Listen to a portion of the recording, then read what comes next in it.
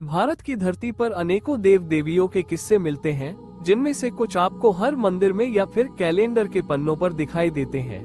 लेकिन कुछ देवता ऐसे भी हैं जो समय के साथ धीरे धीरे भुला दिए गए। उनके मंदिर बंद हो गए, उनकी कथाएं केवल ग्रंथों और लोक कथाओं में ही बची। आज हम बात करेंगे ऐसे 5 रहस्यमयी और कम पहचाने गए हिंदू देवताओं की, जिनकी कहानियां आपको अचंभित कर देंगी। सबसे पहले आती है ज्येष्ठा देवी, जिन्हें अलक्ष्मी भी कहा जाता है। नाम से ही स्पष्ट होता है, ये लक्ष्मी देवी का विपरीत रूप मानी जाती है। लक्ष्मी है सुख, समृद्धि और शुभ फल की देवी, तो वहीं ज्येष्ठा को माना गया दुख, दरिद्रता और अशुभ घटनाओं की देवी। पुराने ग्रंथों में वर्णन है कि जहाँ ज्येष्ठा देवी का प्रभाव हो, वहाँ घर घर में झगड़े, बीमारियां और क्लेश देखने को मिलते हैं। इसीलिए लोग उन्हें याद तो करते थे, परंतु भक्ति से नहीं, बल्कि उनसे दूरी बनाए रखने के लिए।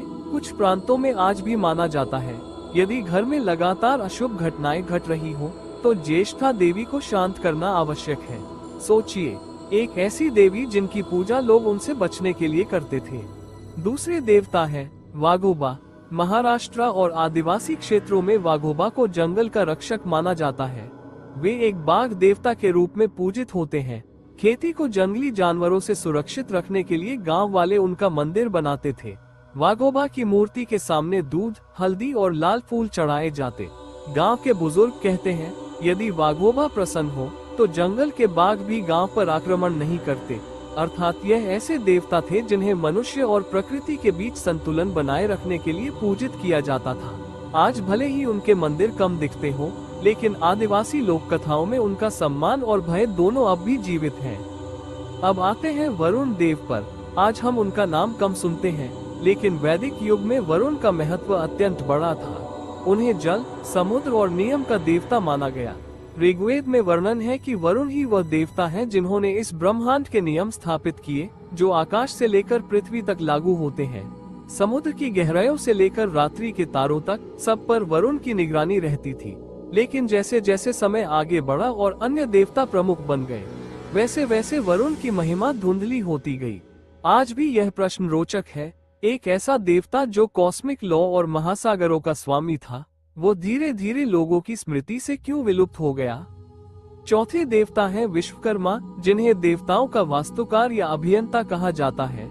कथाओं में आता है कि इन्होंने ही इंद्रप्रस्थ नगर का निर्माण किया, पुष्पक विमान बनाया और देवताओं के दिव्य अस्त्र शस्त्र गढ़े।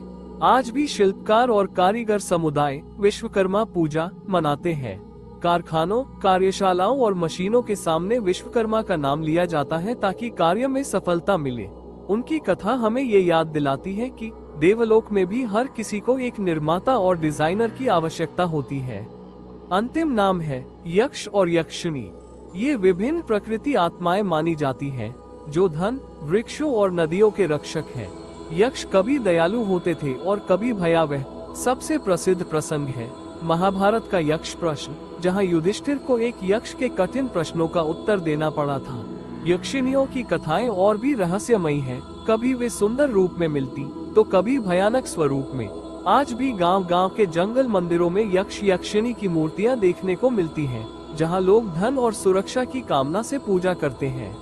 तो मित्रों, ये थे 5 ऐसे हिंदू देवता जिनके बारे में आमतौर पर कम सुना जाता है। ज्येष्ठा दुख और दरिद्रता से जुड़ी देवी, वाघोबा जंगल के रक्षक, वरुण समुद्र और नियमों के स्वामी, विश्वकर्मा देवताओं के अभियंता और यक्ष यक्षिणी प्रकृति के संरक्षक। हर एक की अपनी कथा है, अपना महत्व और अपना रहस्य।